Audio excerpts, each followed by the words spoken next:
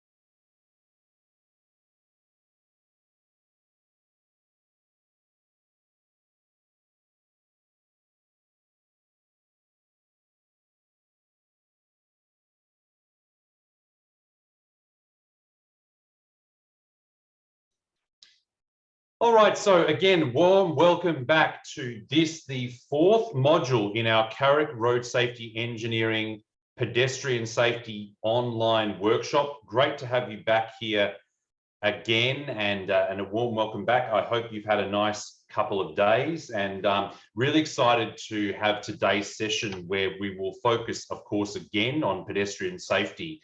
But today, looking at a variety of non-engineering related issues and interventions in relation to pedestrians. So fantastic that we'll be able to discuss those today and again, identify where and how they relate to the engineering elements that we've been discussing over the previous few modules.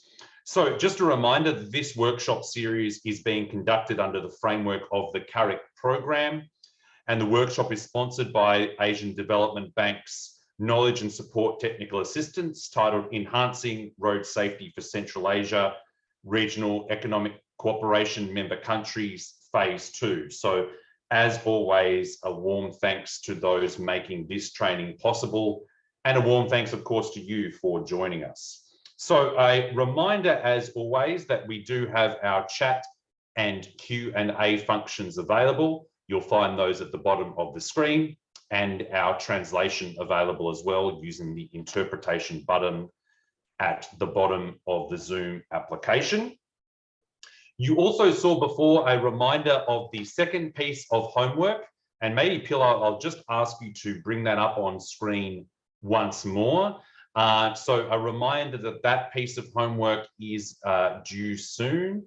So thanks, Pilar, just you're giving the reminder here. So it is due by Sunday, close of business, or the 26th of June. This is the one that we discussed on Tuesday, the black spot one-page report. Hopefully you've received all those information and details to the Dropbox where you'll see the images, and Phil, of course, talked through those on the last session. And you can see there that submission of that is directly through to Phil at his email, philip.jordan@roadsafetyinternational.com. So feedback of that will be provided in the final session, which is next Tuesday of this online workshop series. Thank you, Pilar. So today, as I mentioned, a strong program focusing on non-engineering issues. We will be again joined by our lead facilitator, Phil Jordan, who will talk through responses to the first homework assignment, but also he will talk to issues relating to assisting disabled pedestrians on our roads, particularly, of course, in CAREC. However, we'll be also joined by two guests, focusing first on police enforcement and then on community engagement. So two critical issues that we've discussed quite a lot already that intersect with the engineering elements that we've discussed in previous modules. So a really strong program today, and I hope you enjoy it. And of course, remember, please do ask any questions or comments to our guests as well as Phil. Okay, with that, I'd like to get started. So I'm first going to introduce into the screen Dave Cliff, who is the Chief Executive Officer of the Global Road Safety Partnership. And Dave is going to be presenting on the role of enforcement in reducing pedestrian trauma. A quick bio: Dave began his role as CEO of Global Road Safety Partnership in April 2017 and was previously the Assistant Commissioner for Road Policing for New Zealand and had a range of criminal investigation, general duties and road policing roles during his 34-year career in police. He was appointed as an officer of the New Zealand Order of Merit in the 2012 Royal Honours for leading the police response to the Christchurch earthquakes and other policing initiatives as the Canterbury District Commander, and received a second Royal Honour in 2013 as a member of the Order of St John, which included recognition of his contribution to road policing. I hope we'll be able to provide him a similarly adequate recognition today for his contributions to this esteemed workshop. So a strong and warm welcome to you, Dave. I'm just going to move over to share my screen for you. So bear with me just one moment, and hoping you can see that, Dave. And let me pass the floor to you. Thanks very much, Blaise, for that welcome. So today I'm just going to talk to you at a high level about the impact that effective road policing can have on reducing the trauma that pedestrians can experience in road crashes. So if we could just move to the next slide, thanks. The contents are as described there. We don't need to go into that, but if we just move to the next slide, let's start talking about we as human beings and our fragility. So firstly, what impact speeds can our bodies as human beings withstand? Well, we know that the human body has known but very limited ability to tolerate the forces that occur in a crash. So once impact speeds go above particular levels, the injury severity increases to the point where at a certain threshold, the injuries become catastrophic and are not survivable. So where does that come from? Well, the first picture you'll see there is a construction that was carried out by the Victoria Government's Traffic Accident Commission, and the depiction is of Graham. And Graham was constructed to represent what human beings' bodies would have needed to evolve into if we were going to be capable of withstanding high-speed impacts, either as pedestrians or as motorcyclists, cyclists, or as a passenger within a vehicle. So clearly we didn't evolve that way. So our ability to withstand crash forces above 30 kilometres an hour are very limited. The next part, of course, is we're not all created equal. So as we age, the ability to withstand injuries diminishes. So the elderly, for example, are far more frail. And so while we talk about 30 kilometres an hour, that speed is for your healthy average adult. As we get older, the forces of a crash can result in much more severe injuries for the elderly. So I heard it described this way, that human beings evolved in the African savanna about 200,000 years ago. We moved and migrated into Europe and through into Asia and the Pacific and the Americas. And the largest crash impacts we were designed to, or we evolved into to withstand, was falling from the height of a tree in the African savanna, which was about 4 meters, which generated an impact speed, if we fell, of about 30 kilometers an hour. So that's the evolutionary history to why this 30 kilometer an hour threshold is so important.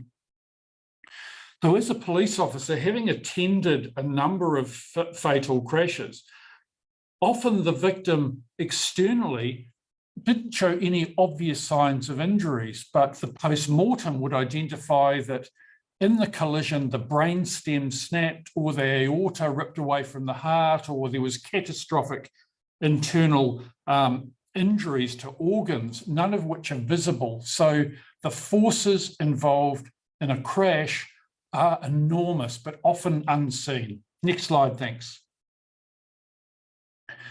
So in terms of what the science says, these are the sorts of thresholds for the level of injury. So if the impact speed is about 60 kilometres an hour, there's about a 15% chance that a pedestrian will live. And clearly, even if they live, they're going to have catastrophic injuries. At 50 kilometres an hour, about a 55% survival rate. But if the impact speed is 30 kilometres an hour, very high rates of survival, about 95%. And that's why you'll see within the global plan and the recommendations, for example, that have occurred at ministerial meetings, it's recommended that in urban areas where there are high rates of interaction between vehicles and pedestrians and cyclists and motorcyclists, the speed limit should be no more than 30 kilometres an hour to ensure the impact speeds are survivable. And this was the background to the Love 30 campaign, which was run last year, which is depicted there in that photograph. So we need to keep those speed limits down to survivable levels in areas where there's lots of that interaction with vulnerable road users. Next slide, thanks. But once again, the survivability figures are based on standard vehicles. Where you've got fleets such as in the United States with high rates of SUVs, very large vehicles, these can cause catastrophic injuries to pedestrians as depicted there. And not only does the construction of the vehicle cause enormous damage when they strike pedestrians, but also children, those who are smaller, are far more difficult to see, all creating greater risk. So this study in the United States from the Insurance Institute for Highway Safety concluded that although cars and SUVs seem to strike people at about the same rate, when the SUVs, these large vehicles, hit people, they're far more likely to die. So regulation that keeps these sorts of vehicles away from pedestrians, that actually discourages people from buying them, is important, because the higher the proportion of these unsafe vehicles, the more catastrophic injuries occur to vulnerable road users. Next slide, thanks. So in terms of speed and stopping distance, we know that as speeds increase, the time to react and the distance travelled during the reaction time increases. We know that the braking distance increases. So once again, it's highlighting the fact that lowering speed limits gives people more time to react, more time to stop, and therefore reduces crash risk. And this is why there's such a strong relationship between mean travel speeds, so that's the average speed at which the population are travelling, and crash casualty rates. Very direct relationship. Next slide, thanks. In terms of the global plan and recommendations in urban areas, again, I'm just highlighting this again, where there's a typical predictable mix of road users, cars, cyclists, motorcyclists, pedestrians. We need this maximum of 30 kilometres an hour as an important feature to the road environment to drive down those that crash risk. Next slide, thanks. So we know that implementing infrastructure treatments that ensure logical, intuitive compliance with the desired speed environment, 30 kilometre an hour urban centres makes an enormous difference. So again, this photograph, which is from Mongolia, showing wide streets, but pedestrians crossing, is inherently unsafe and dangerous. And we know that infrastructure such as narrowing the roadway, putting in place traffic calming measures that suppress speed are all part of the requirements to improve pedestrian safety. Next slide, thanks. In terms of the issue of low-level speeding, again, what does the science tell us? Again, small drops in speed, large drops in trauma, a 5 kilometre an hour reduction in population-based speed translates into a 32% reduction in deaths, and also a 20% decrease in serious trauma. So mean travel speeds matter. And as you'll see, where I'm trying to get to is not only is it about setting speed limits, it's then about enforcing those speed limits to ensure compliance with them. And that's where policing comes in. Next slide, thanks. So what is it that contributes to pedestrian vulnerability? Well, going back to the original slide, we have no external shell for protection, unlike when we're an occupant within a car. We've got limited ability to withstand crash forces. We're very difficult to see, particularly at night, and often people are wearing dark clothing, all making visibility more difficult. And we know that roads are primarily designed to move traffic, and a lot of it. And there's often little thinking about the safety of pedestrians when the roads are being designed, again, as depicted from this scene from Africa, where there is a lot of interaction between motorised vehicles and pedestrians and other vulnerable road users, and the environment is simply not set up to allow that to safely occur. Next slide, thanks. Now let's think a little bit about children and their vulnerability. Well, we know through their size, their cognitive development, their ability to judge distance and speed, and the fact that they risk take inherently because they are not as developed as adults, means that there are particular vulnerabilities for children in using the road system. So that needs to be taken account of in terms of design and lowering speed to safe levels. And next slide, thanks. And then again, just highlighting that when we think about the safety of older people, they're slower, their walking speed is slower, their reactions slow as they get older, ability to hear and judge distance and speed again become impaired as people age. And as we highlighted, the ability of older bodies to withstand crash forces diminishes as we become older. All important considerations for why the speed limits and infrastructure need to be designed to take account of older people and children at both ends of that risk spectrum. Next slide, thanks.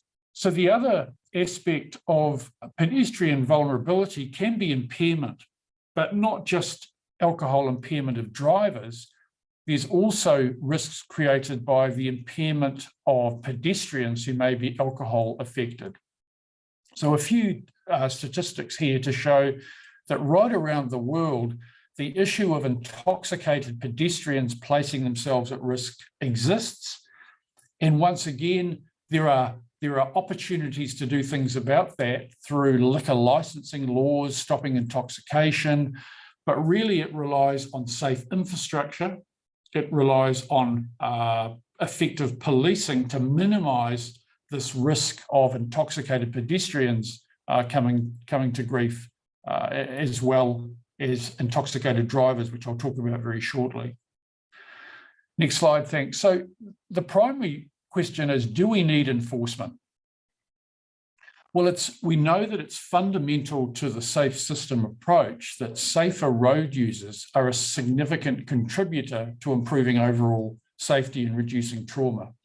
So we know that strong and sustained enforcement of road safety laws, particularly when it's accompanied by public education programs, public awareness programs, the sorts of advertising programs that support that enforcement, that they have in combination positive effects on road user behaviour, and as the World Health Organization point out, have the ability to save millions of lives. So there are numerous studies from around the world that show that when road policing enforcement is carried out effectively, that it does have an enormously positive effect on reducing trauma rates. Next slide, thanks. So as I said, road policing, the enforcement is part of the safe system. There's numerous studies highlight its benefits. And the lesson, though, in all this is quite clear.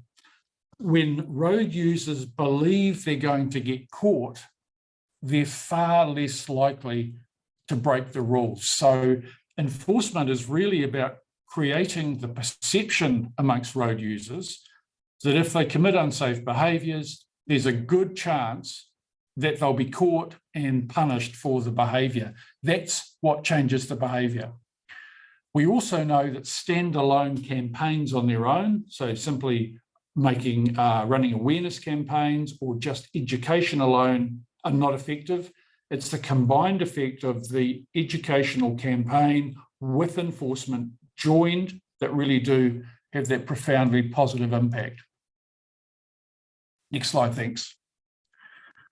So, Dave, I'm just going to pause for 1 second. We do have a hand up from one of our participants, so I just wanted to see if they wanted to contribute a question on something here, which is our participant Gulistan. So let me just allow 1 moment to see if Gulistan would like to interject with a question. Maybe a mistaken raising of hand, but let me just allow it for a moment.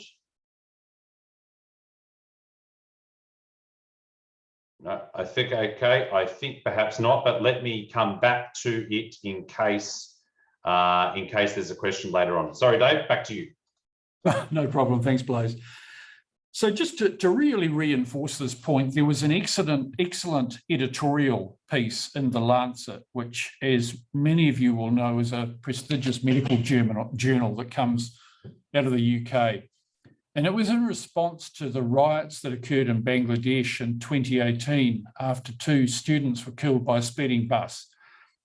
And the editor said this: it's really easy to suggest low-cost policies such as targeted improving road safety, such as a campaign aimed at improving driver behaviour. So please drive safely, slow down, don't drink and drive, wear your helmet.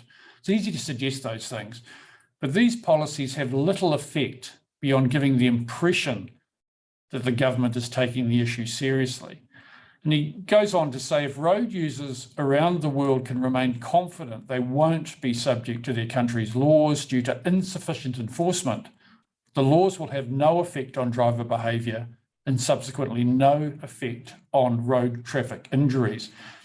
What I found about this editorial piece was it was so accurate that the belief that simply telling people it's a good idea to behave more safely simply does not change behaviour. There needs to be good law, good enforcement, and public awareness programs. And when those things are together, we do get very impressive reductions in trauma levels. Next slide, thanks, Blaise. So, in an evaluation that was conducted of traffic law enforcement, conducted in Canada, actually, over 11 years, so a very big study, looked at over nearly 9,000 fatal crashes in Ontario, looked at 21,500 driving convictions. And the conclusion was that the risk of a fatal crash in the month after a conviction was about 35% lower than in a comparable month with no conviction, and no significant benefit after 3 to 4 months. So the implication of this is really important. The fact that when enforcement action is carried out by police, it makes it 35% less likely that driver will be involved in a fatal crash for 3 to 4 months afterwards. But after that, the effect starts to wear off. So we know enforcement helps, but it's got to be sustained over time. And so often we've seen enforcement campaigns are put in place and people believe they've changed the behaviour, they stop doing the enforcement and the behaviours come back, which is exactly what was shown in this study. So you need enforcement, but it's got to be sustained, ongoing over time to achieve that result. Next slide, thanks.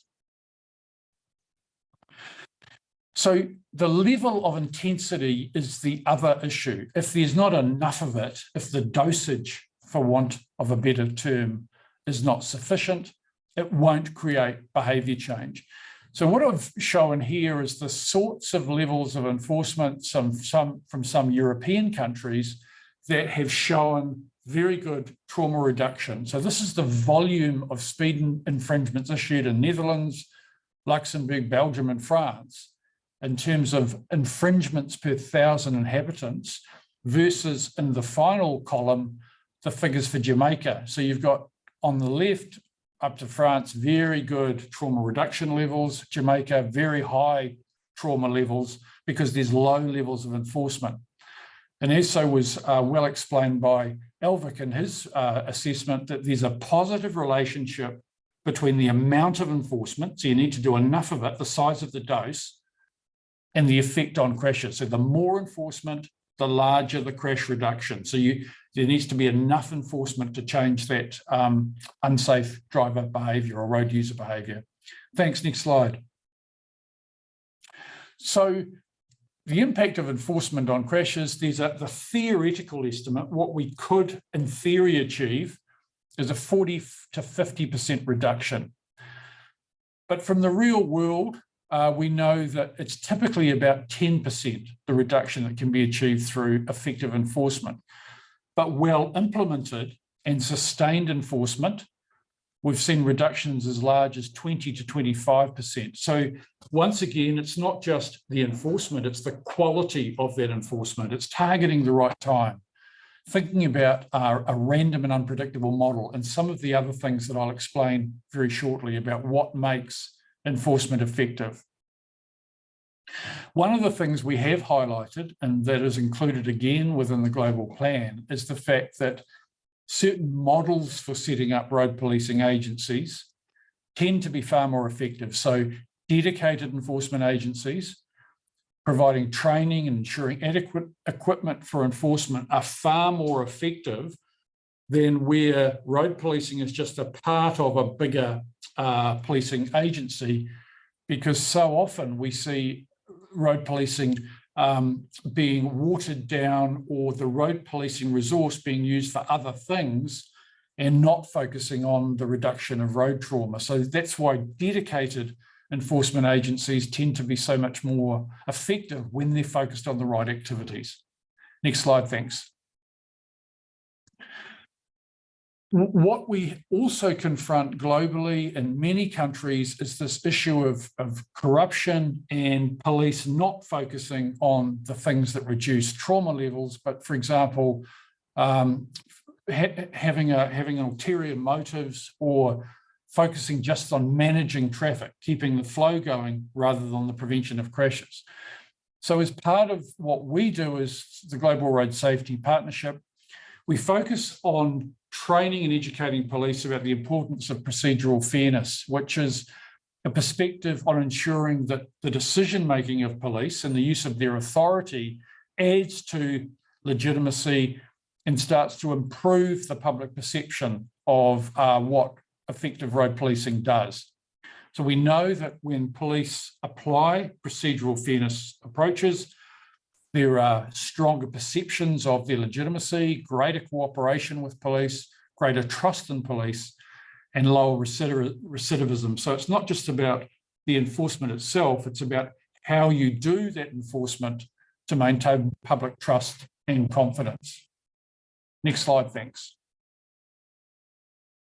So we know that the public perceptions towards why police are carrying out enforcement is important. If they think it's just about trying to raise revenue or in order to receive bribes, the whole purpose behind it is undermined.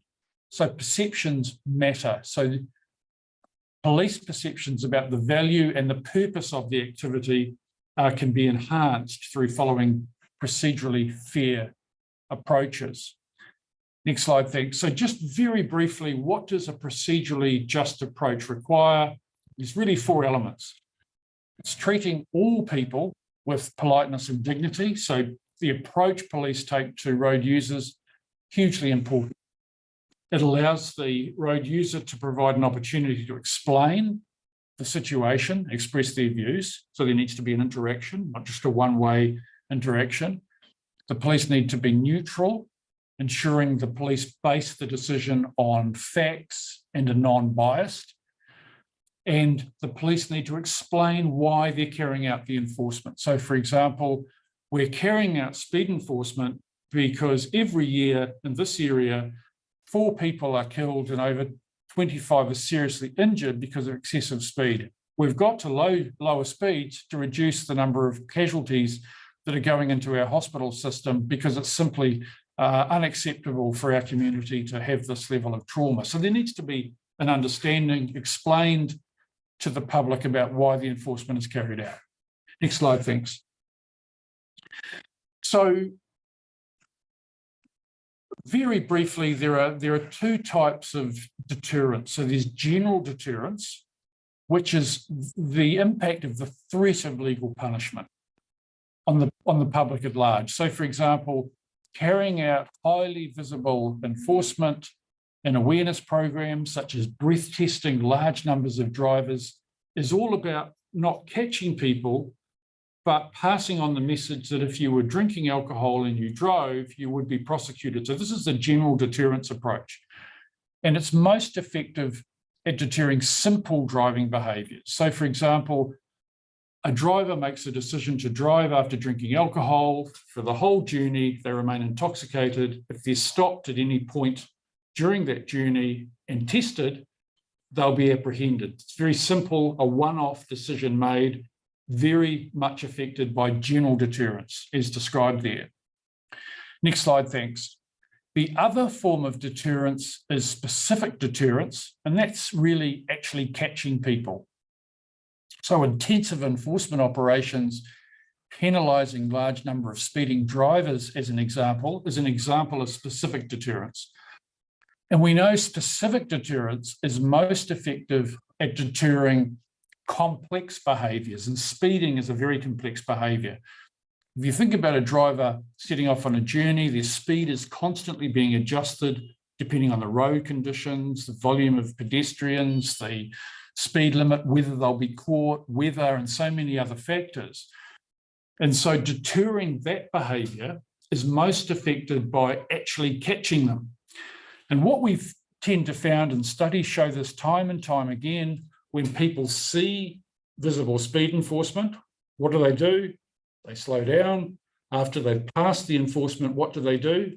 They speed up. That's exactly what the studies show. So we know that catching speeding drivers is the most effective deterrence. It's not actually seeing the enforcement. So there's a different deterrence mechanism operating between complex behaviours such as speeding and simple behaviours such as drink driving. But the two do merge and interact. Next slide, thanks. So, safe road users. So what should the enforcement focus be if we're going to improve the safety of pedestrians? Well, the number one issue is speeding. Reducing speed has benefits in terms of overall crash reduction, but also reduces pedestrian risk. And sadly, if pedestrians are struck, it significantly reduces the level of trauma. So speed is fundamental to improving pedestrian safety. And we also know that impaired drivers are far more likely to be involved in risk-taking. Their reflexes are slower, they're more drowsy. And if an untoward event happens, so for example, an elderly person trying to cross a dark street, they are far more likely to be struck by an intoxicated driver as compared with an alert and wide awake, sober driver. So alcohol-related enforcement, hugely important for reducing pedestrian-related trauma. Next slide, thanks. So in terms of what we know works, what's effective? So we've talked about dosage. There needs to be enough of it. Persistent offending needs to result in regular detection and increasing penalties. It needs to be unpredictable as to location and time, but regular and sustained. If the public or the speeding drivers think they can always guess where police will be and when they'll be there, that reduces deterrence. Enforcement needs to be unpredictable so people can't know where it is or when it is, but know it's highly likely it'll be occurring at some point on their journey, on some day or time of the week. So that regularity is important. Sanctions need to be swift, but they don't need to be draconianly high. They just need to create deterrence so that they sting and they mean they're less likely that people will want to receive them. So swift sanctions are important. And again, enforcement needs to be network-wide. It needs to operate everywhere, but focus on the highest risk locations. And this is simply because we don't know exactly where all serious crashes will happen, or serious collisions with pedestrians. They can happen anywhere, but they tend to happen at higher rates in some locations. So we target higher risk areas, but all parts of the network should receive enforcement attention. And is very well described here by the European Commission. Just relying on a targeted approach with a small number of selected enforcement sites is not desirable. It leads to predictability and a lack of that general deterrence effect. Next slide, thanks. I'll just skip this, just the interest of time. So with drink drive enforcement, the seminal work on the prevention of drink driving was really conducted by a criminologist called Dr. Ross Hommel, who was from New South Wales. And he came up with a theory that was really applied right across Australasia, between the Australian states and New Zealand, and we called it Hommel's principles. And he said that if drink drive enforcement followed these principles, it's highly visible, it's rigorously enforced, everyone who's stopped is tested, it's sustained. So it's not just once or twice a month or for a month a year, it's right throughout the entire year, it never stops. It's well publicised, so supported by public awareness. It will have a dramatic effect on reducing road trauma, alcohol-related road trauma, and it did, hugely beneficial. But once again, we also know that being random and unpredictable as to times and locations, and focused on key risk times, which is when drink driving peaks, are the other two essential elements to making drink drive enforcement effective, and why drink drive enforcement is so critical to reducing pedestrian-related trauma. Next slide, thanks. And we also know that in order to achieve these things, we need laws and regulations. So we need drink drive limits, the ability to conduct random breath testing, ideally a blood alcohol concentration level for the general population of no more than 0.05%, and for novice drivers of no more than 0.2%. We need strong penalties, tiers of them that are effective in terms of deterrence, and we need supporting judicial and fines enforcement systems. These in combination add to the deterrence effect. Next slide, thanks. Now, with respect to automated enforcement, I'm not going to go into this in great detail, but highly effective. But in order to make automated enforcement effective, there's a whole lot of requirements in place in terms of supporting legislation, systems, the right equipment placed at the right location that need to be considered. Next slide, thanks. There needs to be a thorough registration system which ensures that the registration plate on the vehicle goes back to a registered owner, that there are accurate records of who that person or company are, their address, and so people can't avoid the liability for the offence.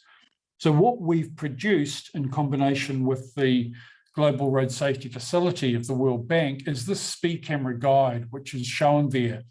And it methodically goes through and shows all the requirements that need to be met to put in place a thorough and complete automated enforcement system. So what I would say to you, if you're thinking about going down the track of automated enforcement, take a look at that guide and then start thinking through what are all the things we need to have in place to make the system work. Next slide, thanks.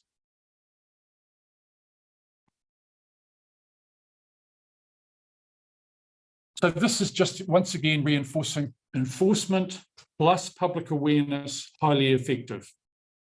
Public awareness on its own without enforcement is not proven to be effective and is not cost effective. So we don't recommend that. You need to pair up the two, enforcement and public awareness, and here's all the rationales for why. Next slide, thanks. And I just wanted to cover this very briefly because often people become quite focused on, if we just educate pedestrians, if we teach children about behaving more safely on the roads, that of itself will be a significant benefit. And we know that's just not the case. The research is very clear on that. And I think these WHO recommendations are important. It says road safety campaigns influence behaviour when used in conjunction with legislation and enforcement. But when used in isolation, education, information, and publicity generally do not deliver tangible, sustained reductions in deaths and serious injury. So you've got to combine the enforcement and public awareness to create that benefit. And also important to remember, increasing awareness of road safety risks. So just reminding people to behave more safely, as we've talked about. And social marketing, it's an adjunct to other measures. They're not standalone solutions, and they shouldn't never be thought of as that. Next slide, thanks. So just very briefly, just to highlight some of the data that can be used in terms to aid the targeting of policing resource, crash maps, looking at where serious trauma occurs, and then focusing on those areas are important ways of maximising effectiveness. Next slide, thanks. And we also know that with speed-related trauma, and alcohol-related trauma, it's not evenly distributed across the week. So this depiction below shows, for example, high alcohol hours. These are times and days of the week when alcohol-related trauma peaks in my home jurisdiction of New Zealand. It's very similar to the data from Australia, but where you are, the peak alcohol-related crash risk may be at other times.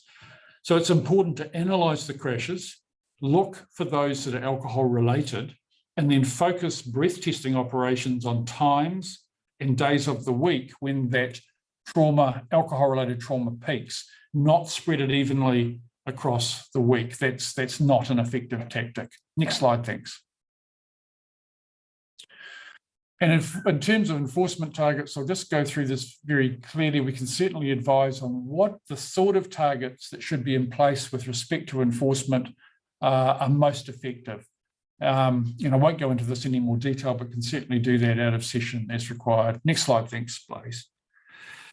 Once again, this is about watching the level of speed across the network. So in this case, this is tracking urban car speeds over years. The blue line are mean travel speeds, and the green line are 85th percentile speed. So that's the speed at which 15% of the vehicles are travelling more quickly. And ideally, you want to see these speeds, mean speeds and 85th percentile speeds on a downward trend, because as speed's lower, mean speed reduction translates into trauma reduction. So this is the sort of behavioural outcome data that's so important to track your performance over time. Next slide, thanks. But I guess my caution is, in terms of trying to track performance in terms of casualty reduction, in many parts of the world, fatalities are significantly underreported. So the World Bank, through the Global Road Safety Facility, tell us that on average in low-income countries, 84% of fatalities are never reported. So huge numbers never get reported, so we don't know where they happened, who the victims were, when, where, why they happened. In middle-income countries, around half of the fatalities are never reported. And then when we think about serious injuries, there's often no data or it's minimal. So improving reporting rates means we've got more information available to tell us where crashes are happening, when, who the victims are, and why they're happening. So this is why thorough crash investigation is so critical. And we also know within the data that injuries to pedestrians and cyclists, motorcyclists and the young, are much less likely to be reported in the first place. So when you look at your data, be skeptical of it, because it'll only potentially be a fraction of the true number of deaths and serious injuries occurring within your jurisdiction. Next slide, thanks.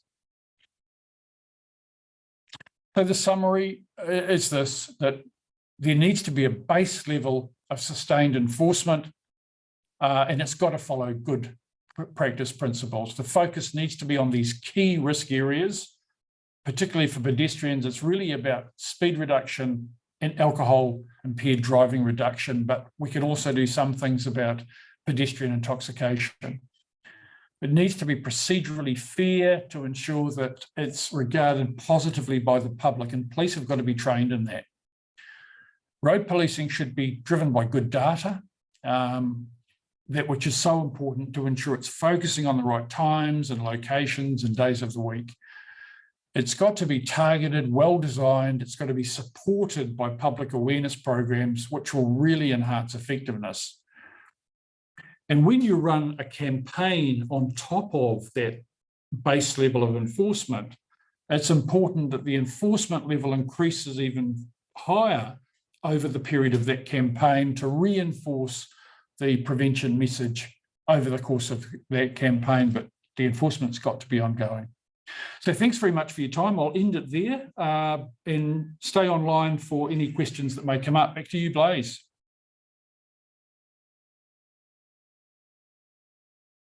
There I am off mute. Thanks so much for that, Dave, for that presentation, and clearly not only, I think, reiterating many of the points that have been raised previously during this series in relation to the critical role of speed, but also showing the essential role of enforcement in playing a role in reducing road trauma. Dave, I will invite you back briefly because I do have a couple of questions here that I'd like to get to. The first is from Laurent, and his question starts with a statement and then a question. I'll just briefly read it. He's mentioned here that he's learnt from you that safe speed management is essential for reducing catastrophes to vulnerable road users. He says, for instance, in his country, 50 kilometre hours are posted speeds to urban and village areas. And 30 kilometres an hour is commonly considered when encroaching construction sites, but there's not any speed management signage after leaving urban centres. So his question is it possible to consider speed management classification based on each type of road, apart from leaving or encroaching urban centres? So a question there from Laurent. Yeah, look, absolutely. If you think about the earlier slide, which showed safe, system, consistent speed limits at a very high level, a motorway environment where speeds are median divided, you've got no pedestrians or cyclists, no intersections, that's 100 kilometre an hour speed limit. There's a number of other criteria, so I'm being very broad here. Rural, non-divided, arterial sorts of roads where it's possible to have a head-on collision, that's a 70 kilometre an hour ideal limit. Intersection, where it's possible to have intersection collisions, for example, side impacts between cars. So your typical urban arterial, that's a 50 kilometre an hour limit. And then as we talked about in detail, 30 kilometres an hour is really the highly desirable limit for these places where there's lots of interaction between vehicles and vulnerable road users. So absolutely. There are quite extensive speed limit setting guides in place in many countries. Just one I can refer you to because it's just about to be published again from New Zealand, which I've just reviewed, that very much applies these principles to speed limit setting. It could be a good one to have a look at, but completely agree, just a 50 kilometre an hour limit is too high for many parts of the area. And it's important for road users to understand what the speed limit is. So signage, reminding drivers, ideally intelligent speed adaptation built into vehicles, which actually tells you what the speed limit is at any point in the journey, are all critical, obviously longer term, depending on the jurisdiction. So as speed limit setting critical, then the enforcement of those speed limits are equally essential. Thanks for that, David. One more question here, and I might also invite Phil to enter in too. We've had quite a few questions over this course around engagement, from engineers. So I should mention one of the key focuses of this workshop has been engineering and safer road infrastructure. It's great to include some of these elements in relation to enforcement. But we've had some questions about, how people can talk and engage to kind of influence policies in different countries. So I'd be interested in your thoughts about, good practice in terms of engagement between police and engineers when it comes to addressing road trauma, and where that might lie in relation to lead agencies or road safety committees, and at what points those types of interactions are important, either ongoing or with new interventions that might be done with infrastructure. So welcome your thoughts, and then perhaps Phil, you might also like to add in some thoughts and a couple of examples from various places that you've worked. So Dave, I'll pass to you first. Yeah, look, that's a great question. The police can be enormously beneficial in supporting safe system consistent speed limits. There's a big however here. In many parts of the world where we operate, police are not well educated about the sorts of things we've just talked about today. That they don't understand the risks between mean travel speeds and trauma rates. They don't understand the implication of lower threshold enforcement. So not letting people drive 10 or 15 kilometres an hour over a speed limit before they enforce, which is disastrous. So what we're trying to do is the Global Road Safety Partnership is running a global road policing executive leadership course where we bring in those senior leaders, we have them for a week, and we train them and educate them in all the sorts of things we've talked today, but in far more detail.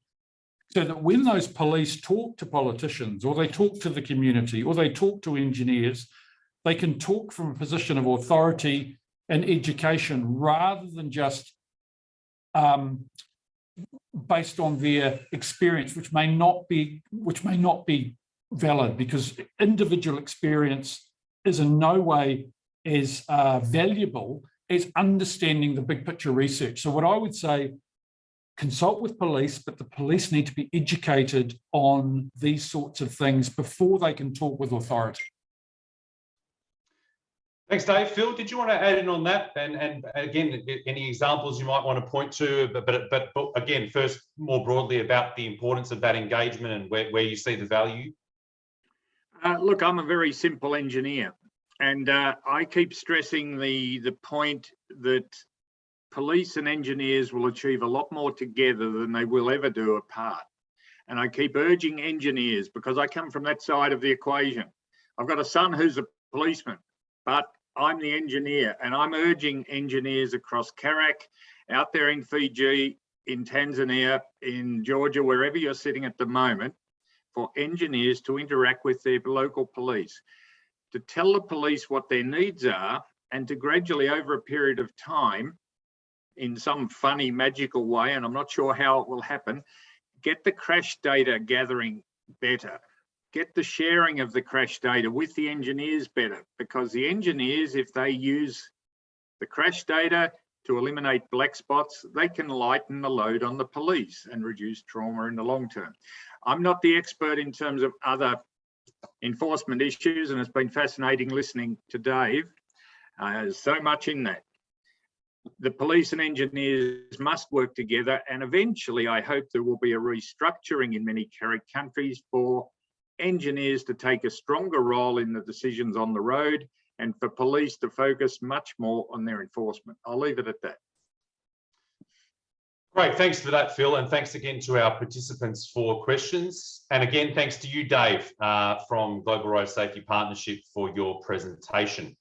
I'm mindful of time, so I will now pass to you, Phil, and I might just kindly beg you to perhaps aim for about 35 minutes for your next part, if you're able to squeeze it in.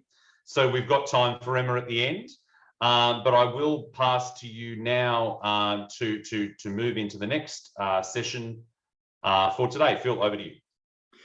Thank you very much, Blaze. And if we finish at the half hour, our time, 6:30, we're on time. Is that about it?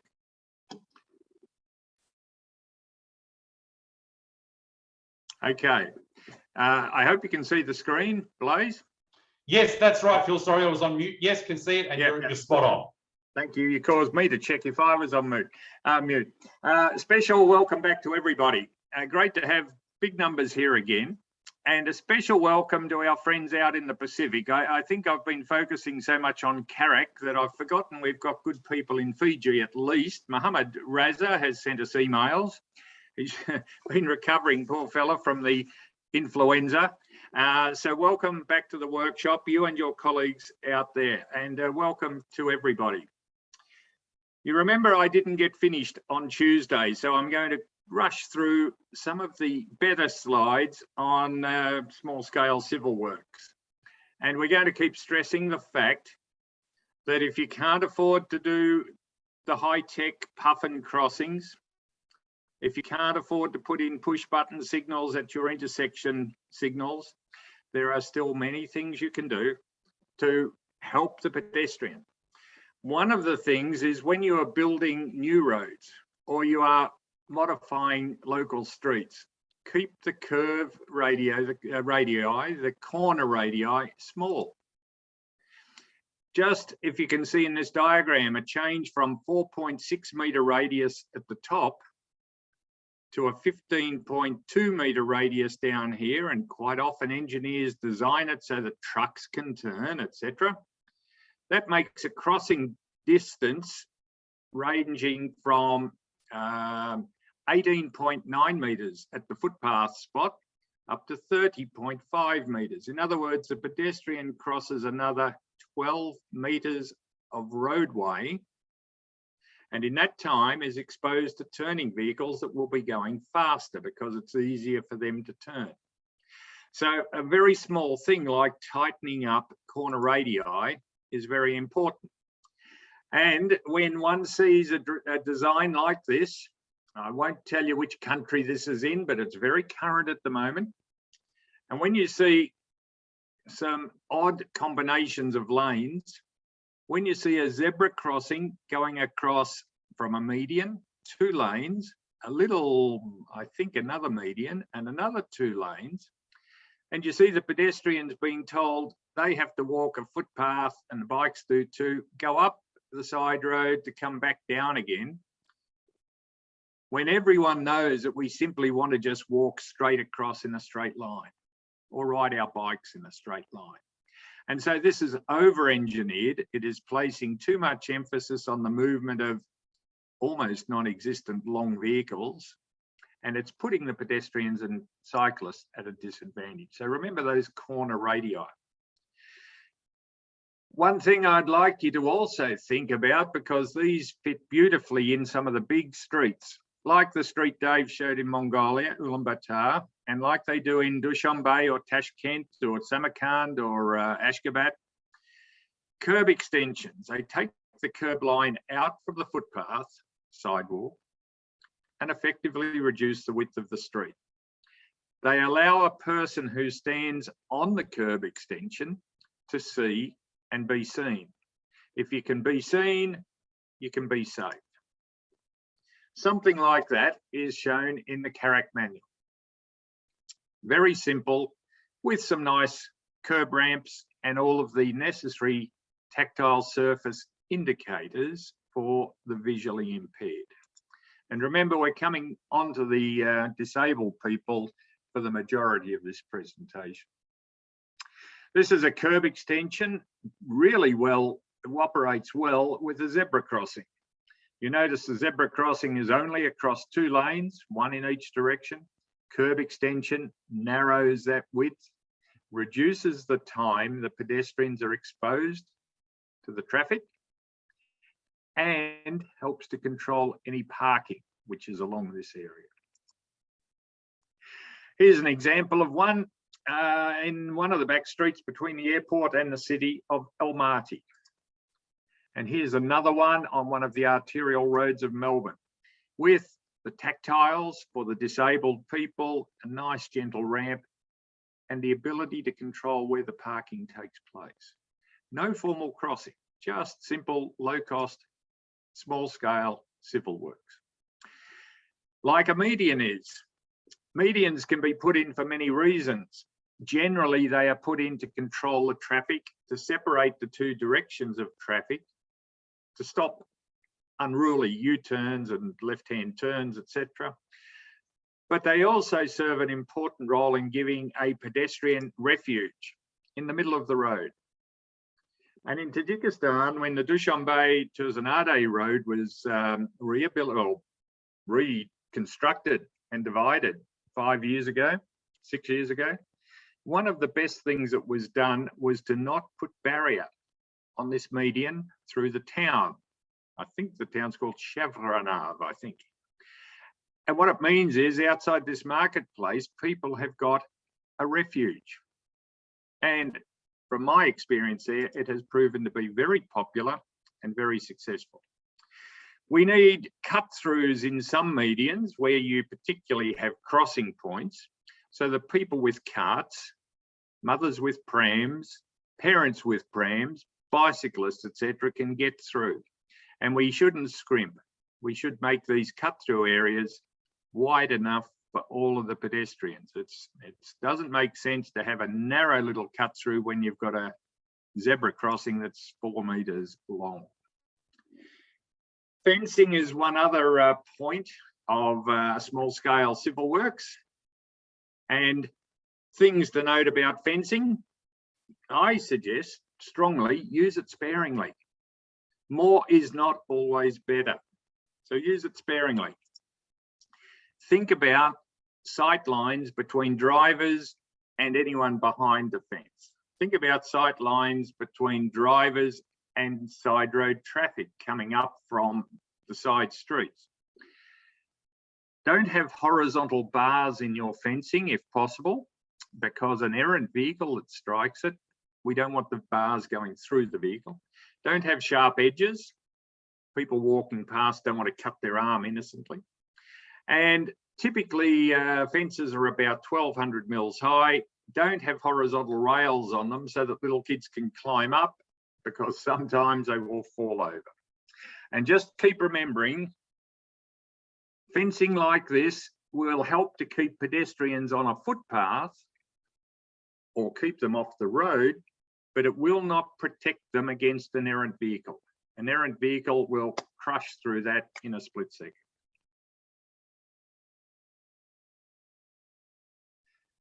So we come to lighting, and that little fella down there, Wally the Wombat, if Shiva is online, we lost a couple of Wally the Wombats at the end of Tuesday.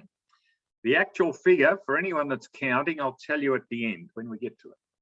But lighting is good. I won't spend time on that. You probably know more about lighting than I do, but this is a pleasant photograph from an ADB improved road in Tajikistan, showing what can be done through a village to actually illuminate both the road and the footpath.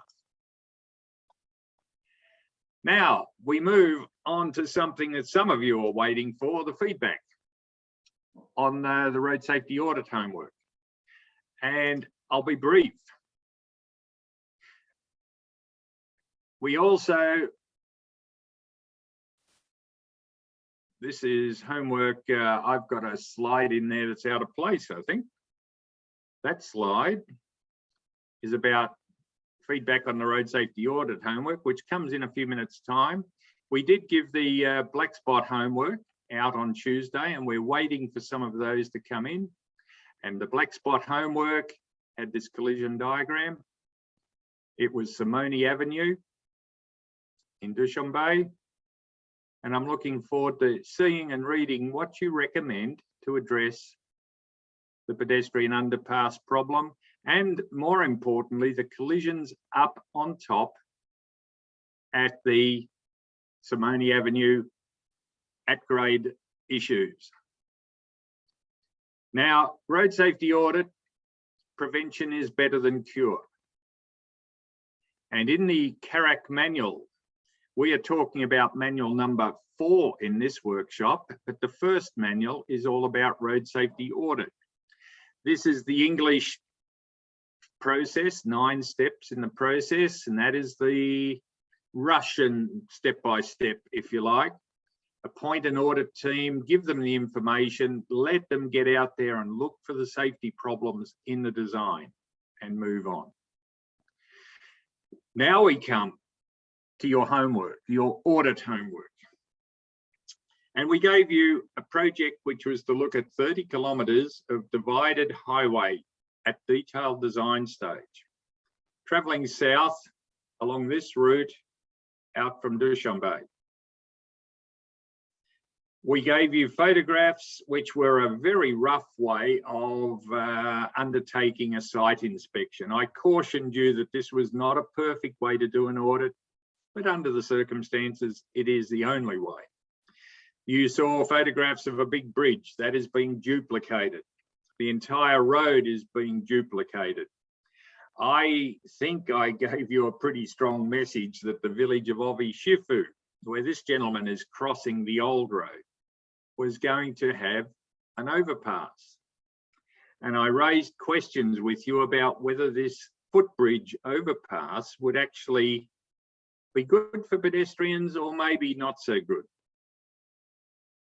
And I want to reinforce the message: pedestrian footbridges are not the golden solution to pedestrian problems. I urge engineers everywhere to stand back and think more of their customers and give the customers what they need, rather than what engineers can give them and then wipe their hands of the problem.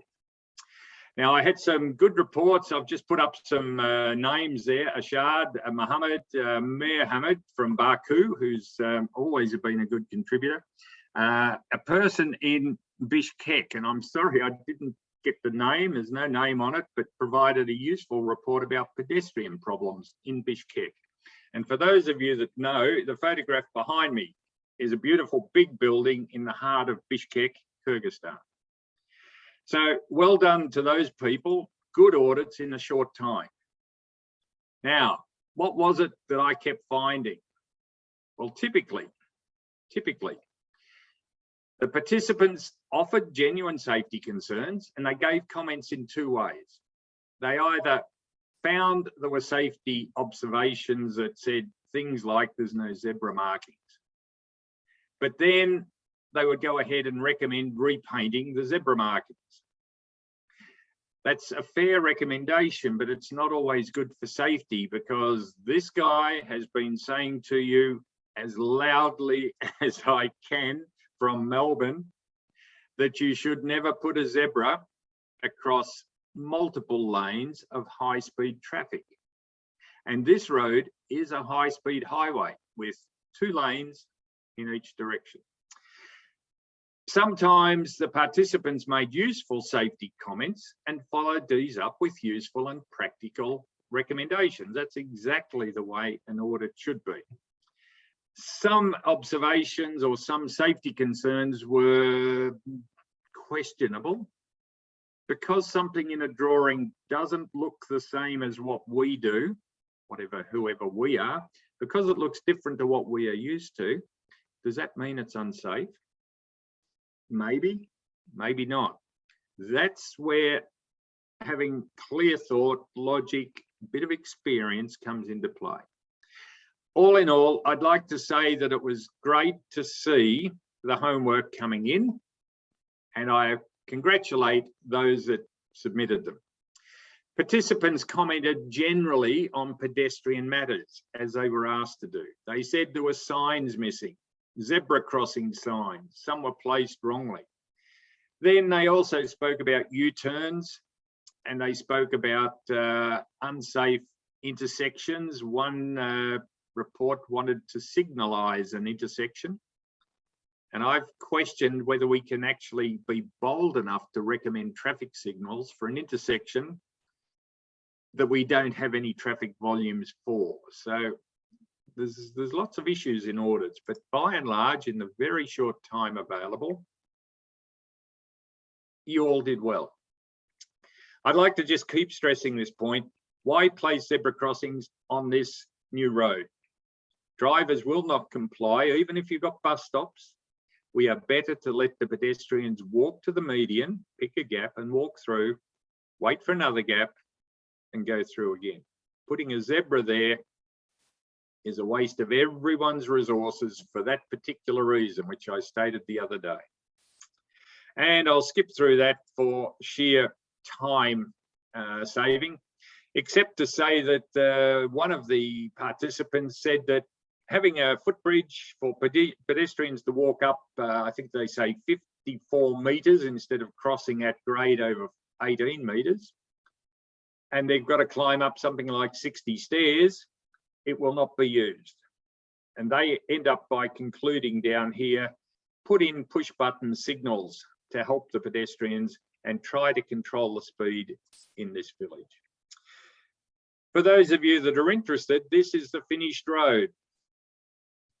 And you can imagine when the traffic on a high-class road like that comes into a village, engineers have got to do something rather aggressively to slow the traffic, or they've got to have good cooperation from traffic police to enforce, or you're going to have pedestrian trauma in the village. It's a sad statement of reality. Now, we're back on track, and I've got 15 minutes to cover this very important issue of helping disabled pedestrians. You remember we spoke about it in a previous module, and I said we will handle pedestrians, disabled pedestrians, on Thursday in module number 4. That's now. We're going to talk about them. They get special attention in the pedestrian safety manual, and I urge you to get those copies, give them out as gifts to your friends and colleagues in whatever language you wish, and read about the disabled pedestrians. There are 4 groups of pedestrians most at risk. The very young, little kids. They should not be allowed out in traffic under about 10 years of age. The senior citizens have a slightly different crash problem and crash history, but they need help too, because if they are involved in a crash, they suffer more serious trauma. The intoxicated pedestrian. I told you, I think 43% of the adult fatalities, the pedestrian fatalities here in the state of Victoria, when I did my thesis all those years ago, 43% had blood alcohol concentrations in excess of 3 times the legal limit for drivers. So drunken pedestrians are a very real issue. Now, not all pedestrians are the same, and not all disabled pedestrians are the same.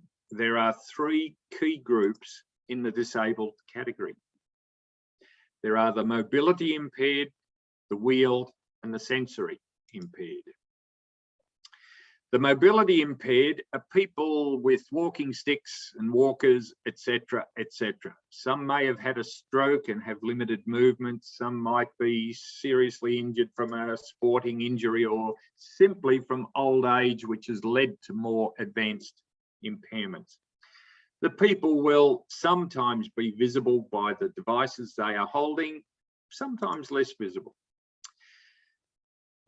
The manual, the CAREC manual, contains several tables, and I'll just pick out 2 points per table. This is the English version, and this one is the Russian version. Look, I'll be bold and I'll go to the Russian version just to show how skillful I am. This is about mobility impaired pedestrians. The second point here, the use of mobility aids. It means that sometimes they need more space in order to maneuver, and they need a good quality surface. Whatever happens, they don't want to be putting their walking stick down into a pothole. And that means over here, you've got to seriously think about the width of the footpath, the condition of the footpath, and if you have steps anywhere in the system, how high those steps will be. So there's a number of issues in that. And down here, stamina, for instance. Some of these people, it will be much harder for them to walk, and therefore they probably will run out of energy sooner. So we need, in a perfect environment, in a nice urban setting, and I'm sure we are all wanting to live in nice, livable cities, we want good resting places, shelter in the form of trees, shelter from rain and snow, and crossing roads, refuge islands, very important. And minimum widths. This man, you can see, needs around about 1 metre to get through, around 1 metre. So good paths, smooth paths, street lighting, curb ramps, which I have mentioned with the small scale civil works, Puffin Crossings. I wish I was able to sell Puffin Crossings to you, because I would. They are the best thing to help all of your pedestrians. I love to see a few of them pop up in CAREC cities in the next couple of years. When I was in Saudi Arabia last month, running workshops and talking to the Saudi engineers about making their cities better and more hospitable for pedestrians, I went for a walk around my hotel, and what do I see? I see narrow footpaths where the pedestrian has to go on the road. Not good. Then I see beautiful big footpaths, but for some reason the cars are given priority over the pedestrian, and we have to step down, cross, step up. That's fine for me, not good for a mobility impaired pedestrian, not good for a person in a wheelchair. And there's no reason why in that case the car can't be taken up and over and the pedestrian and the footpath continues straight. Baku, a beautiful city. Mohammed is sitting somewhere in Baku at the moment. Beautiful big footpaths in the main part of town. Those are the sorts of things to strive for. And I know these are produced for other reasons other than pedestrian safety, other than helping the disabled, but they are something that is a win-win situation. Wheeled pedestrians are the second group, the second of the three groups of disabled. These are people in wheelchairs. They need, again, the flat, wide, smooth footpaths. They need ramps. They need the curb ramps to get down onto the road, and they need a good crossing time to be able to get across the road and up on the other side. This lady on a big footpath outside a hospital in Dushanbe, this man in Prague with a more motorized unit. And perhaps one of the saddest photographs I've ever taken in Azerbaijan on the way to Ganja, I think it was. This man in a wheelchair on an open highway, speeds, if I remember, were probably about 70, 80 or 90. And this man had nowhere but this bit of road and a very narrow shoulder. Just keep that in mind when you're rehabilitating your next highway. When Phil Jordan keeps pushing you to pave your shoulders 1.5 meters, remember this man in his wheelchair and try and give all of them, pedestrians of all types, 1.5 meters as a paved shoulder. Speak to these user groups, whether they're in Melbourne or on the Kurgan Tepe Road, learn from what they really need. Most of us, touch wood, are fortunate to be able to walk around and go about our business. These people can't. We can learn a lot from them. So for the wheeled pedestrians, and this is far from comprehensive, they're going to need about 1.8 meters wide, because sometimes you will have two wheelchairs passing. And this diagram, which comes out of the manual, shows the sorts of footpath widths that you need. The wheelchair users on their own, 1.2 meters. When you've got a pram, mother with pram walking beside husband in a wheelchair or passing, 1.5. And two wheelchair users, maybe walking side by side in the wheelchair, chatting or just passing, 1.8. That's a significant width, 1.8, and we need to consider it. This man outside a hospital here in Melbourne, he will fit through, but it's a bit of a tight fit. And I can't measure that, but it's going to take a little bit of skill for him to navigate. And if they ever need to do a 180 turn to go around in the other direction, they need quite a bit of space. They need rest areas when they are going up ramps. So we might say, we're building a footbridge, we will put ramps for the people in wheelchairs.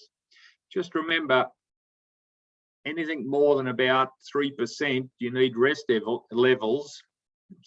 level rest areas is what I'm trying to say, at about 25 meter intervals. So there becomes design criteria to take into account. I'm not sure if this big, bold underpass in Tashkent meets all of those criteria, but it is an impressive structure, impressive. Whether it's necessary or not, I'll leave for others to decide, but it's not very far from 2 sets of intersection signals, which with a little bit of extra small-scale civil works would probably handle the wheeled pedestrians very well. Things to think about with the wheeled pedestrians. I'll pick just one. They are seated. Therefore, they are at a lower level. Their eyes are at a lower level than what most of us who stand 1.8 meters tall or whatever we are, our eyes are up much higher. So what we need to do is, if we've got push button signals, which are a good device, think about the level and the location of those. And they should be standardized across your cities. Think of the position of signs so that they can see the signs.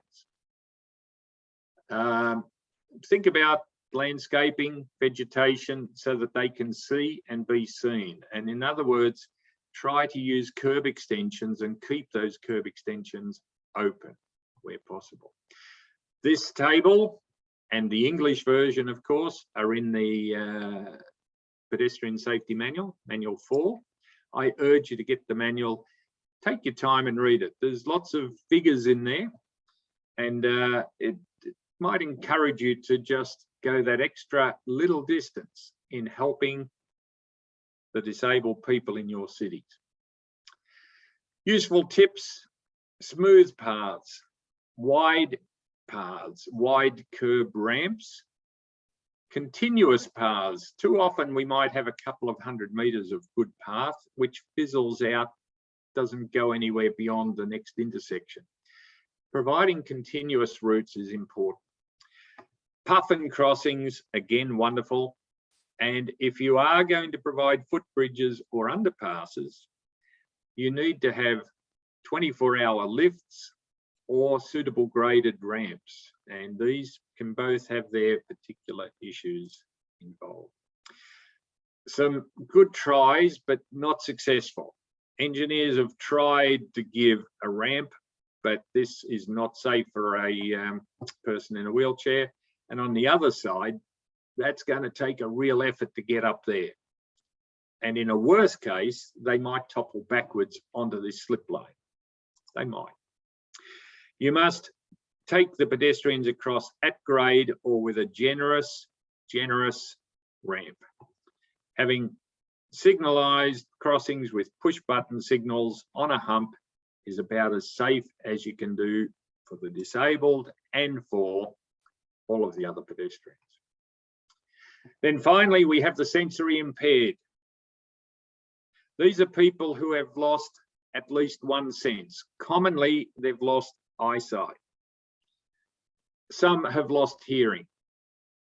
They need help. Some of them are very skillful.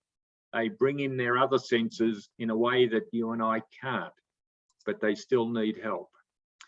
And when we were going out on site in Baku to go and look at black spots, by pure chance, I snapped this photograph. This man, I assume, is blind. He is getting help from a friend, a nephew, a brother to cross a busy road in Baku. They need our help. We can help them with tactile ground surface indicators. We can help them with audio tactile push buttons.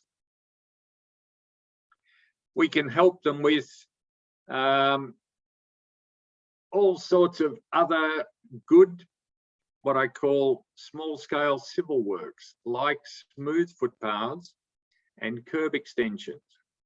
They may not be able to see the traffic, but if there's a curb extension and they can be standing there, the traffic has a better chance of seeing them. There are two tables in the document. I'll actually show the English version this time, just to show I'm multilingual. The people who have got reduced vision, they may not be totally blind, but they will have trouble seeing. They will have a reduced ability to scan the environment. To help them, engineers need to consider tactile ground surface indicators on the paths, particularly curb detection, having the TGSIs near the curb where they know they're coming to a conflict area. We can help the visually impaired by having audio tactile pedestrian facilities, push buttons which have they emit a sound depending on whether the walk or the don't walk is showing. So we come to the point where to help the sensory impaired, we've got many of the same things that help the other impaired groups, but we need to think more carefully about the tactile ground surface indicators. We need to think carefully about no squeeze points because they won't be able to see the bins in their path or the bollards in their path, and they might trip over some of them. But all of the things like wide curb ramps, like Kerb Extensions, like Puffin Crossings, audio tactile type detectors on there are good not only for the disabled, but for everybody. These are the tactile ground surface indicators. Most of the CAREC countries and the cities have used these in various ways. This is for conflict area. This is for guidance to a decision point. I mentioned the other day the need for good, consistent pedestrian push buttons, which tell the pedestrian your wish has been recorded, your wish of crossing. There is a little tactile device here and it emits a sound.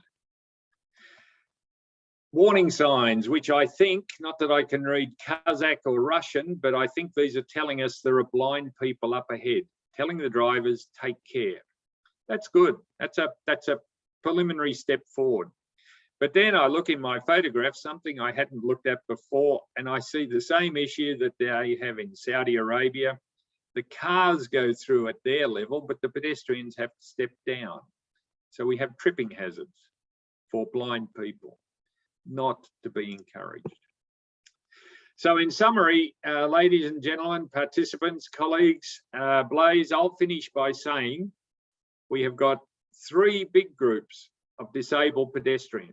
They need our help as engineers. Remember them in every road project. Don't put barriers in their path. They have enough already. We have to get rid of some of them and put in fewer new ones. Good footpaths, curb extensions, curb ramps, Puffin crossings, pedestrian refuges. They are all winners. Thank you very much. I look forward to seeing your homework dealing with the pedestrian black spot. Please get those into me by Sunday night and I'll report back on Tuesday. I'm thrilled my computer has kept working. Back to you, Blaise. Thank you. Thanks so much, Phil, for that and for raising such an important issue in relation to pedestrian safety.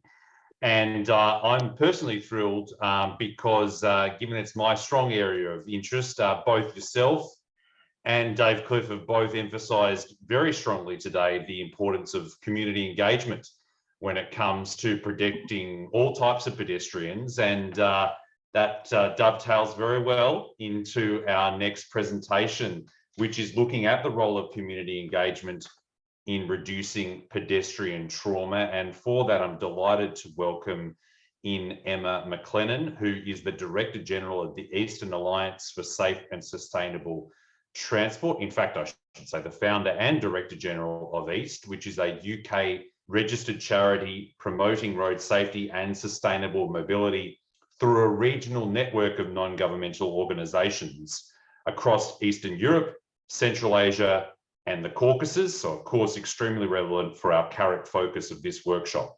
She's also a member of the Technical University of the Delft Road Safety Courses Steering Group, having run the FIA Foundation's Road Safety Scholarships from 2009 to 2014. She's a founding member and Deputy Chair of the charity Fire Aid, which focuses on effective post-crash response, and a member of the Global Fleet Champions Road Safety Standard Committee, and an active participant in the United Nations Road Safety Collaboration Group. As I mentioned, I'm really so thrilled that we have this focus on community engagement in this particular series. And Emma, really happy to pass over to you now. Over to you. Thank you. I think, can you see my screen or not? Yes, I can. Yep. If you go into presentation mode, then should be fine. Okay, that's excellent. Thank you so much, Blaise, for your introduction. And thank you too for the seriousness with which you take community engagement. I've had it said to me many, many times that community engagement is just a waste of time. Surprisingly, people say this. You mentioned that I'm involved in the Technical University of Delft road safety courses, and some of our students who are road safety engineers working in road safety agencies or road agencies have said, oh, but it causes problems and delays in the process of implementing reforms to the road infrastructure. And actually, it's much the opposite. And I hope that that's the message that people will take away with them today. So what is the role of community engagement in reducing pedestrian trauma? I think we need to begin by asking the question of what roads are for. Very fundamental question. And in my view, there are four answers to that. The first is for people to get from A to B, wherever they need to go, when they need to go, roads are there to take them. The second is to facilitate trade, the movement of goods, along with the movement of people. The third purpose of having a road network is so that community services, essential services, can help us, can give us the support that we need. Police, fire, rescue, healthcare, all use our roads. And finally, roads are for communities. They're for building social networking, cultural networking, economic well-being. Roads carry out these four key functions. But when you design your road network just for cars, you forget the wider reasons for having roads. People in particular are forgotten. And just looking at this, we call it a sort of spaghetti configuration of roads. Who wants to be a tourist in a place like this? Who wants to live next to this? Nobody. It's because it's really unfriendly to a human way of life and to enjoyment of life and well-being. So I'd like to give you an example of where my mother lived near Washington, D.C. in the United States. And this is a huge complex of offices, a shopping mall, that was built in a place called Tysons, Virginia. And it created quite a lot of anger because there were 4 new metro stations. Very good idea, having public transport to bring workers and shoppers to where you have offices and shopping facilities.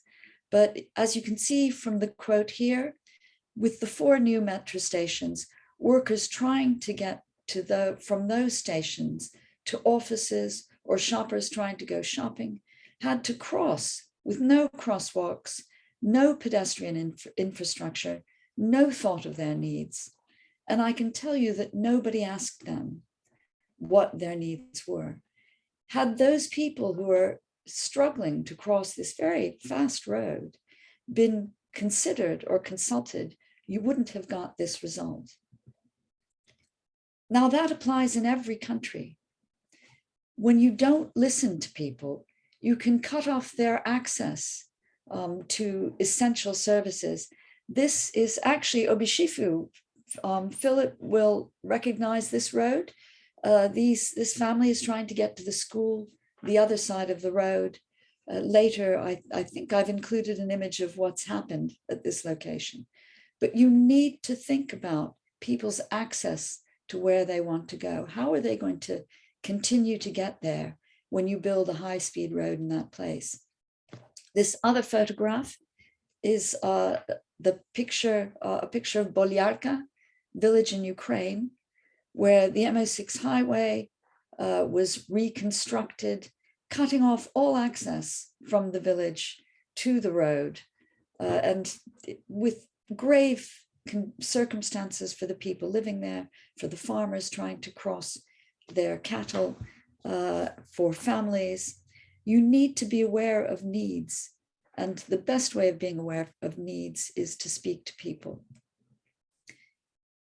You should learn in your consultations where people need to cross to get to bus stops, where you could locate pedestrian crossings. Desire lines are very helpful in telling you this, but it's also important to talk to local communities about their patterns of movement. And by the way, I've heard it said before that in rural areas, in these high-speed corridor roads, there are not many pedestrians. That is simply not true. Research that we have done working with different development banks, working with local communities, have shown that these communities have great needs and do use the roads, as illustrated in this photograph from Tajikistan. I think it's also extremely important to listen to businesses. As I said earlier, roads are about economic well-being and trade. These local business people, this one on the top left is in Uwashifu. This other picture of the women selling cold soup, delicious cold soup in Tajikistan. They are also a business. They bring in revenues of importance to their communities. You may have tea shops that tourists want to go to. You may have roadside sellers of fruit and vegetables, underpasses with shops, as well as the big banks and other offices that we think of when we think of business. And please don't forget farmers and shepherds. They're also running economic activities which are important in our world. In fact, globally, more than half of all businesses are small businesses. So we need to consider their needs in relation to road use. So what are the different needs that businesses have? And there are three core needs. First of all is for customers to visit them and to reach the businesses, or for clients. The second is delivery of goods and services to the businesses. And finally, workers working in the businesses getting to work. All of those are very, very important to businesses and should be considered in constructing roads. So here's a photograph of a business right next to where a major road construction has occurred.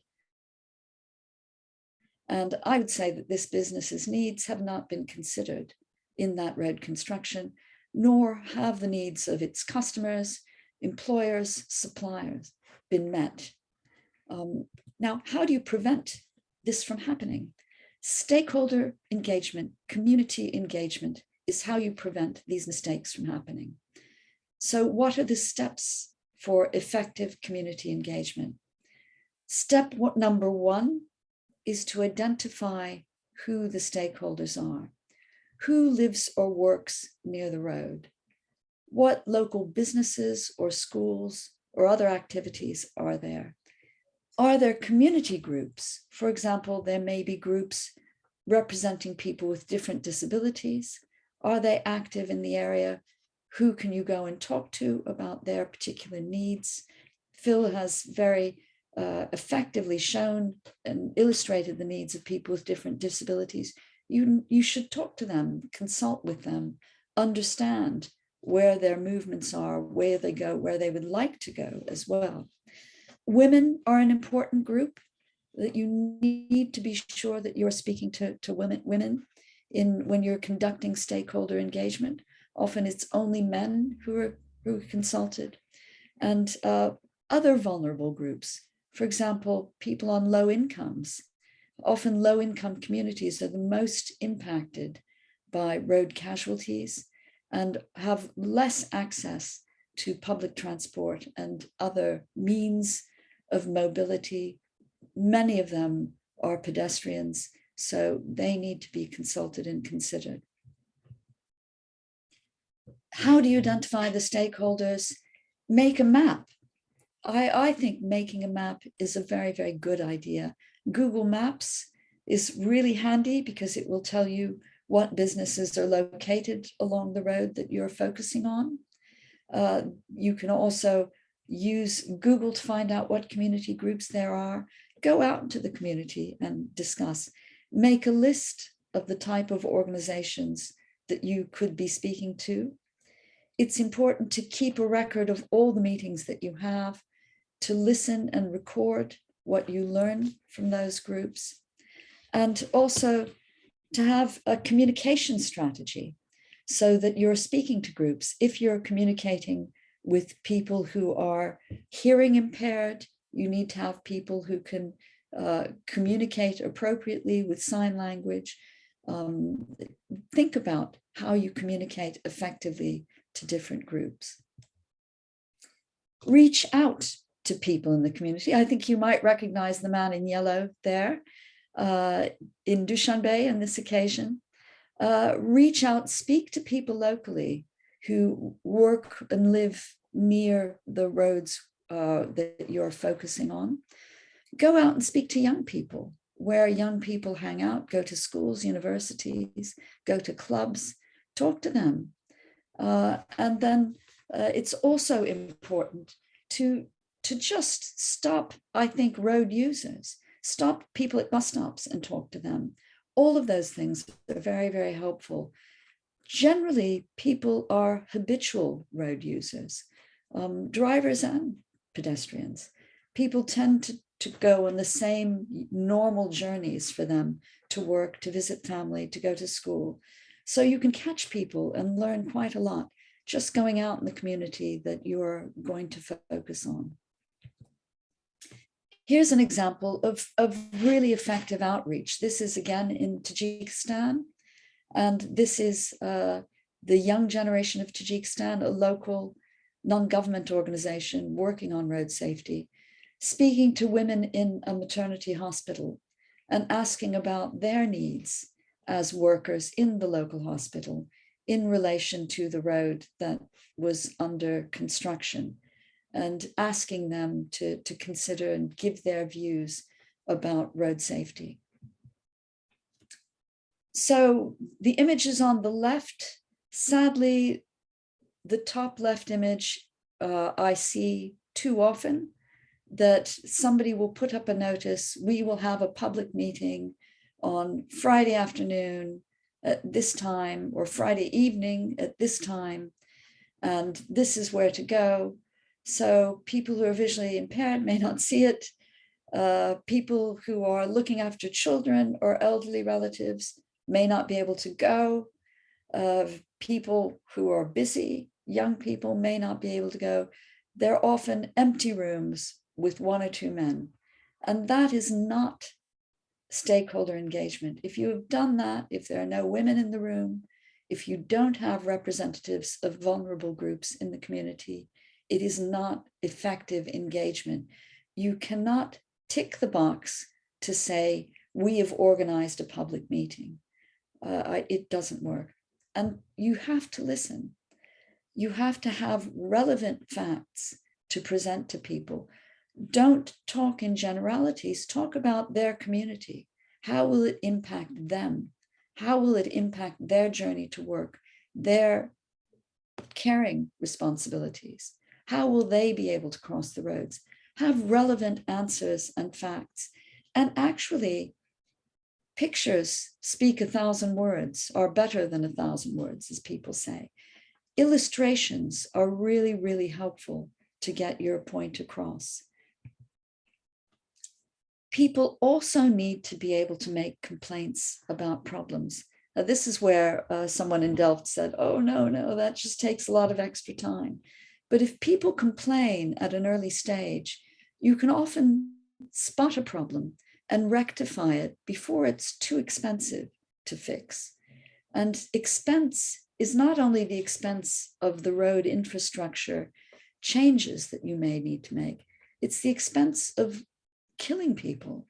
If you lose someone who is a young person, maybe a young doctor, maybe a young executive, maybe somebody looking after relatives, you are hurting the community. You are causing extra costs to the community. You may be injuring somebody and causing disability payments throughout their life from community resources.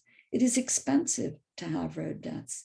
You need to be able to respond to complaints to avoid these expenses.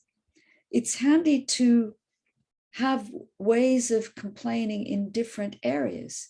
You could complain about noise, for example. These are also associated risks in road building. You can complain, there may be a different way of complaining about access or about safety concerns. So find ways of receiving and responding quickly to complaints that come in. When you do not listen to road users, these crashes, deaths and injuries will happen. It is guaranteed. If pedestrians must cross, they will always find a way to cross. And here are some photographs showing this. I could show you 1,000 more photographs, very similar from all over the world. Phil, I know, has quite a few as well and has shown some during this course. Pedestrians will find a way if you do not listen to them, and you will risk their lives. If you do not listen to pedestrians, you will find that children are put at risk. Children are our future. We cannot, if you have children yourself, you will know how precious they are. I was at an event yesterday where somebody said, build a road as if every child was your child. Do you want your children to be crossing to go to school in these circumstances? This is an example of teachers having to help children cross a high-speed road every day, twice a day, in their own time, because the road is too dangerous.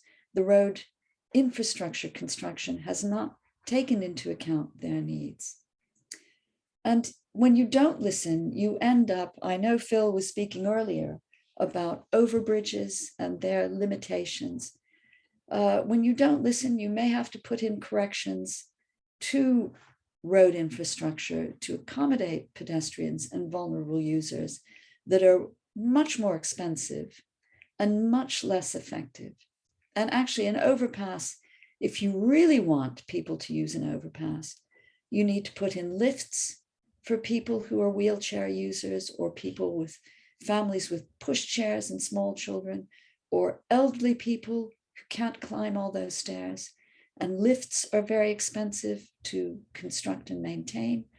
You need to put in long ramps, which take a lot of space to make access feasible for people. So really listening and getting it right the first time is a much better solution. And in rural areas, I mentioned before farmers, I mentioned pedestrians in rural areas. I don't know if you can see the farmer further along. In rural areas, if you don't listen to people who live there, you will not know when they are going to cross their animals and where they need to cross their animals. You may not see them. If you're doing, for example, a road safety audit in a particular month, that may not be the month when the sheep are brought down from the mountains. You may not see any animals. You need to go out and find people in rural areas, speak to them, particularly farmers, about their needs in relation to the road, in relation to mobility. So in conclusion, wise investment in pedestrian safety will save lives. It will prevent injuries and give economic benefits to CAREC countries. That comes from the CAREC road safety strategy. And a core aspect of that wise investment is listening to people to make sure you can put in the safety features that are needed in the roads to protect pedestrians. Thank you very much for your attention. I would like to conclude with this photograph of a road user, a very sweet little road user as well, to say that we need to consider everyone in all modes of transport when we're thinking about road infrastructure. So thank you again, and I look forward to any questions you may have. Thank you so much, Emma, for that, and fantastic to hear of those opportunities you've outlined there for people to have. It's proactive ideas in terms of how to engage people throughout this process. Two questions I wanted to bring forward. The first is around, I'm sure you're very aware, many times when there are campaigns focusing on communities when it comes to road safety, I would say most of the time their focus would be on behavioural aspects of road users. So it might be in relation to road user behaviour or others. Interested in your thoughts of where you've seen or opportunities or examples of campaigns that focused on that linking to infrastructure improvements, given that we're looking at engineering predominantly through this series. So I'll start with that one and then move on to the next, but welcome your thoughts on that first one. Thank you very, very much. I have to express a big frustration that I keep hearing, and in fact, just the other week, I won't mention the country, but someone from an international agency repeated the old red herring that the majority of road crashes are due to driver error. And that is simply, well, first of all, it's simply completely contrary to the UN Decade of Action on Road Safety, to the safe system approach, which I'm sure everyone has heard about in detail on this. The safe system means that, and Vision Zero for road deaths, zero road deaths, means that there's an entire system involved in preventing road death. And often when I've seen it in police data, I'm sure Dave Cliff will have many examples of this, where police locally have said, oh, the driver was in error. They ran off the road because they were speeding. Well, maybe the road design encouraged them to speed. Maybe they couldn't see that there was a curve up ahead. Road engineering has a huge role to play in driver behavior. So I'm sorry, that's not exactly your question, but I couldn't resist underlining my anger whenever I hear anyone say that. That is simply not true. Under a safe system, we need to tackle everything. Part of this is thinking about road user behavior.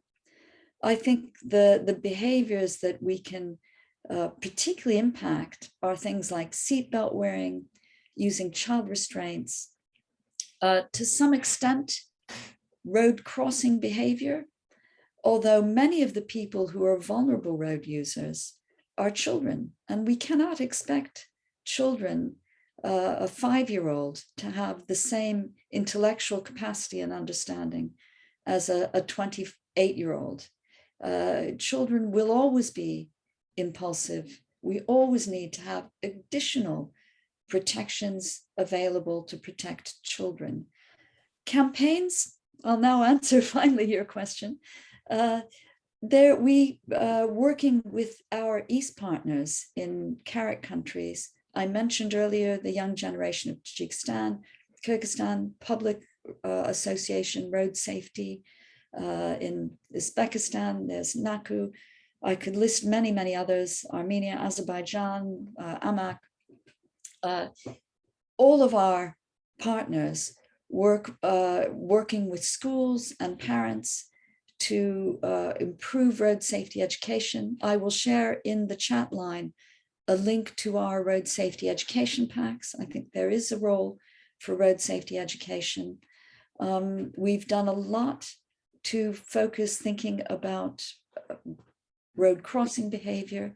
But I think when it comes to behavior, our big motivation has been to get the voices of vulnerable road users heard. groups with disabilities. We've done a lot of work surveying people with disabilities to find out their needs in our countries of operation. So I'm sorry that may not have fully answered your question, Blaise, but I hope that it'll stimulate some discussion. No, it indeed did, Emma, and it was the question was born out of also a frustration on my part, I think, which is that often you might see a very large infrastructure program relating to road safety, but the only element of community engagement will be a very small, perhaps not even related behaviour change campaign, which implies that the only role of community engagement is to somehow fix people's behaviour rather than acknowledge that they are an essential part of that system. So I think actually you answered it exactly as I had hoped you might. So thank you. I want to get to another question to you, but let me just throw to Phil because I see he's very politely raised his hand. Phil? Yeah, thanks, Blaise. Emma, great presentation. Always nice to have you with us. Two comments I hope you can read in the chat box. One from Laurent in Tanzania and one from Watilala, and I'm sorry if I pronounced that slightly wrongly, in Fiji, I think. Both are saying lovely presentations, really interested in community engagement. Would love to see it being carried out in Fiji. Believes it should happen out at the design stage during road production, etc., etc. Just great compliments to you and to the whole cause for you to read. Thanks for the comments. Thank you, Phil. And yeah, sorry, Emma, I actually wanted to follow up on that because Lawrence, a comment there about the design stage of community engagement being involved in that and operation, I think is the second thing I wanted to ask, because you talked a lot about the way in which effective engagement needs to happen right through that process. And I think there's an interesting element here that comes down to what kinds of skills are placed within teams that are looking at improving infrastructure in a particular location. And I'm interested in your thoughts on the balance between whether there is perhaps a need to include specialists in this area as part of those type of teams, and or building capacities of engineers to at least have some level of that knowledge within their scope of work. And maybe it's a bit of both, but Lawrence, a comment there raised that thinking for me. So I'll pass that over to you. And also you wanted to mention something else, so please go ahead. Well, in fact, I was going to comment on Laurence's comments, and Watilala, thank you, both of you, for your lovely comments.